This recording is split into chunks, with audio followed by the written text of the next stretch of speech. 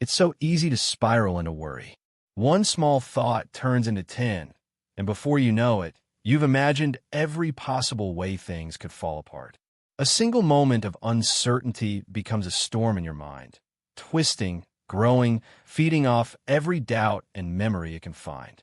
You start rehearsing conversations that never happened, defending yourself from fears that haven't even come true. Before long, you're not living in the present anymore. You're lost in a future you've built out of worry. We all do it, because somewhere deep inside, worry feels like control. If we think through every outcome, maybe we can protect ourselves from pain. If we anticipate the worst, maybe it won't hurt as much when it comes. But the truth is, worry doesn't protect us. It only drains us. It steals the peace we could be feeling right now and replaces it with fear about a moment that doesn't even exist yet. But what if, just for a second, you chose curiosity instead? What if, instead of whispering, "I'm worried about this," you said, "I'm curious about this"? That shift seems small, but it changes everything. Worry closes the heart. Curiosity opens it. Worry says, "What if everything goes wrong?" Curiosity asks, "What might I learn from this?" One traps you in fear. The other invites you into discovery. Curiosity doesn't deny reality. It doesn't mean pretending everything is fine when it's not. It's simply a softer way of meeting the unknown, a way that says, "I don't have all the answers, but I'm willing to see where this leads." And sometimes that willingness is all you need to breathe again. Think about it.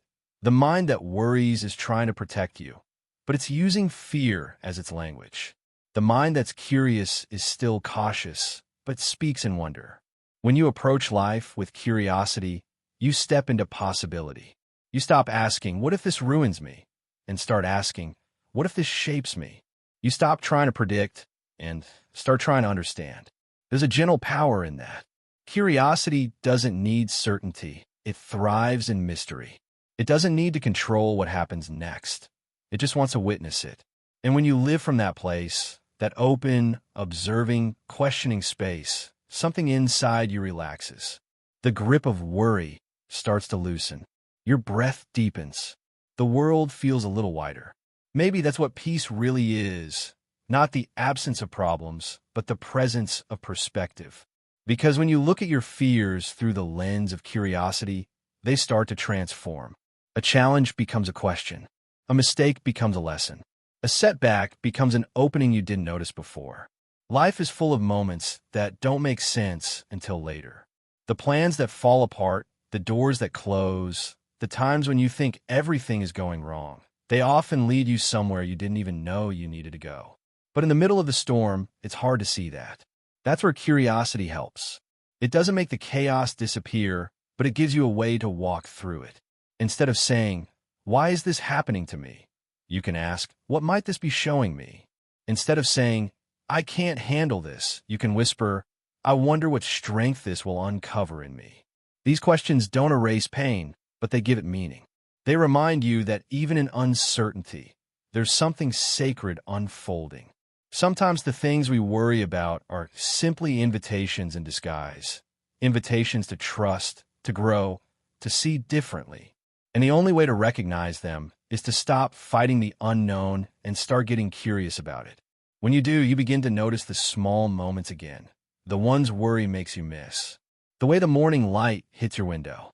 The way someone's laughter lifts a heavy room. The way life keeps moving gently, even when you feel stuck. Those moments remind you that not everything needs solving.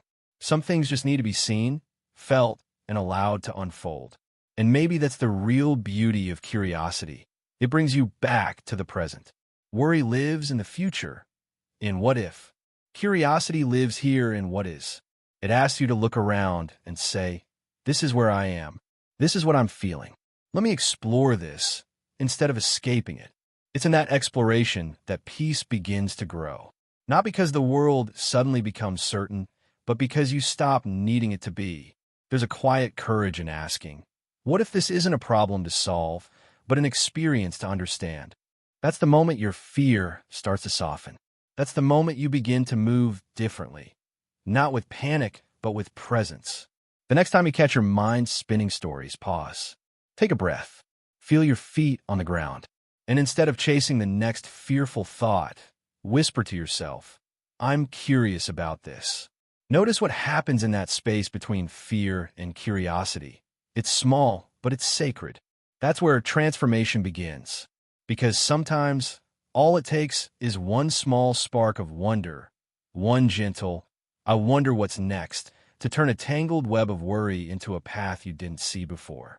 Maybe the truth is this. Life isn't asking you to predict the future.